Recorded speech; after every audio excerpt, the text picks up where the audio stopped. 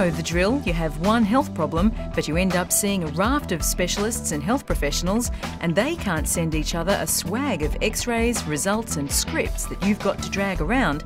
The risk is you lose or forget vital information along the way. Medication isn't done on time, doses of medications may have changed and we don't know about it, blood tests have not been followed up on because the originals weren't supplied in a format that can be read. I think it's abysmal.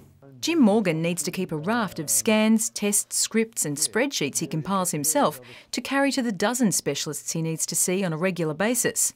Last year, the 67-year-old needed 2 visits in short succession to a hospital in Melbourne's inner west when a burst appendix led to peritonitis, kidney failure and a heart attack on top of his diabetes and anaemia.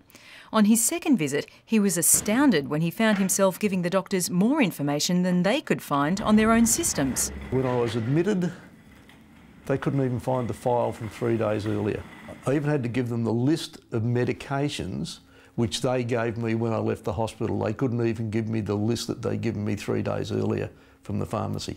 You've already got these on your computer. Jim Morgan's GP, Mukesh Haikawal, has, like 98% of GPs, computers and software for his records. But connection and compatibility between medical providers doesn't yet exist. Today, I can do a lot of things electronically, but I can't send it to anybody. I call it a superhighway to nowhere. The former Australian Medical Association president is now advising the authority responsible for rolling out a new electronic healthcare system. This is how it's supposed to work. A patient would go to their healthcare provider and have a consultation or procedure.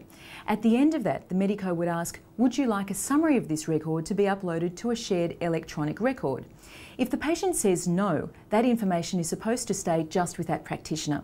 If the patient says yes, the medico would upload the information using a 16-digit unique identifying number that's being rolled out right now for each and every one of us. It's convenient, it will improve the quality of healthcare, and I think is just an absolute necessity for the future. But the plans are still in a development stage, with many details still to be decided, and some have concerns.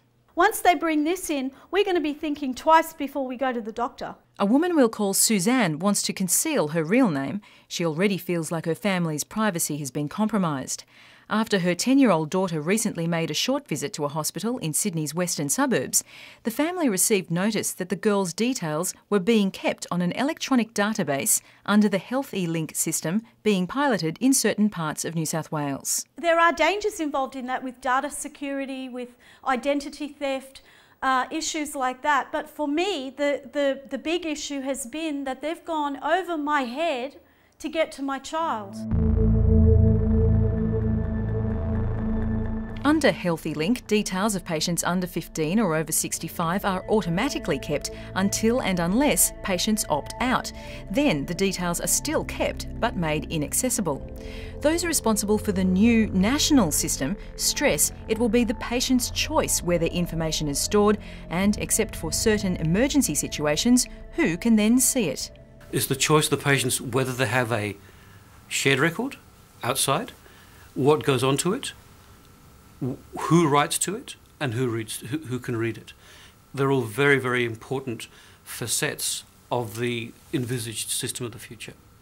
Patient controlled, patient owned, patient's privacy paramount. I am a bit concerned that there's a lot of people who won't, because they haven't been part of any discussion, because the risks haven't been made visible, will just sort of go, oh yeah, just yet another thing, oh who cares. David Vale is Executive Director of the University of New South Wales Cyberspace Law and Policy Centre and on the board of the Australian Privacy Foundation.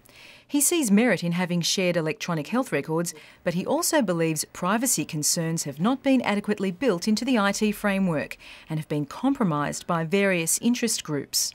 There's also a number of other drivers, including the desire of the bureaucracy to have further and further degrees of monitoring and surveillance of various programs, the desire of medical researchers to not have to get people's permission to take part in research with their data, the desire of doctors to keep their ownership of paper records to be recognised as ownership of the other part of the data. The key to the new system is the 16-digit unique or individual health identifier. The shared individual electronic health record and the personal health record are in fact about the patient. The IHI is not. IHIs aren't about health. IHIs are about numbering citizens. Dr Juanita Fernando has helped organise an umbrella group of civil libertarians, consumers and privacy campaigners with concerns about the rollout of eHealth. They are the inheritors of a long-held tradition in Australia, protesting against national identifiers that were to be the ill-fated Access card a few years ago, and before that, the Australia card. It's not the card itself that most of them fear, but the use, or rather the misuse, of a common identifying number. According to the Health Minister, the new healthcare identifier may be accessed by a smart card or PIN, but won't have health information directly stored against it. The number is meant to simply serve as a link for authorised users. People have a very high acceptance of the use of a Medicare number. This will obviously be different to that and not using the Medicare number, but I think when it comes to health, people have a very good understanding of why you want to keep comprehensive records and why that ultimately helps you as an individual. As a database developer, I know that if you get the single number, you can use that to tie everything together.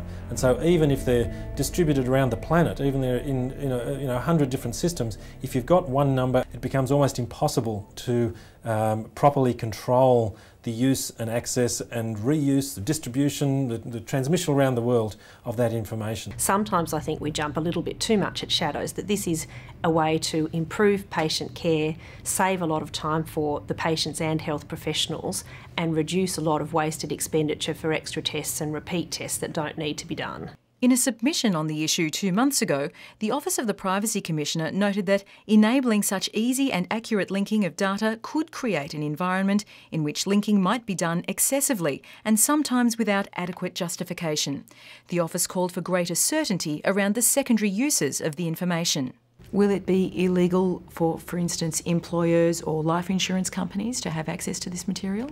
Well, again, I think these are really quite ridiculous questions when we're talking about patient-controlled information of your personal health records.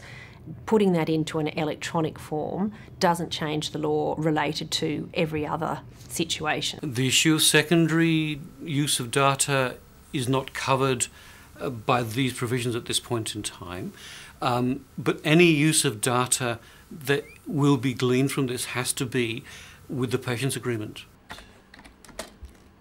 It's planned that whoever accesses the records will leave electronic fingerprints.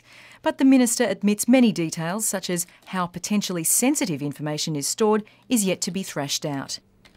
Juanita Fernando is frustrated by a process that has seen only invited advocacy groups, including hers, involved in the development of the system.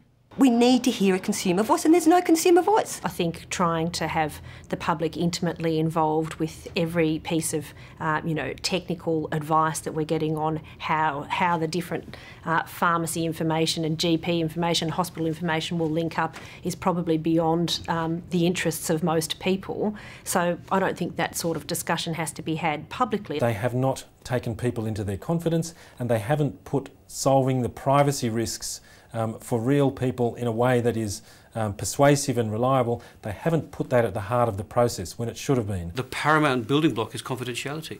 If you don't have that, people won't square up with you and you don't get the full information. For Jim Morgan, eHealth and its promises of efficiency can't come fast enough. Yes, I'd prefer other people didn't get access to it, but what on earth are they going to do with it anyway?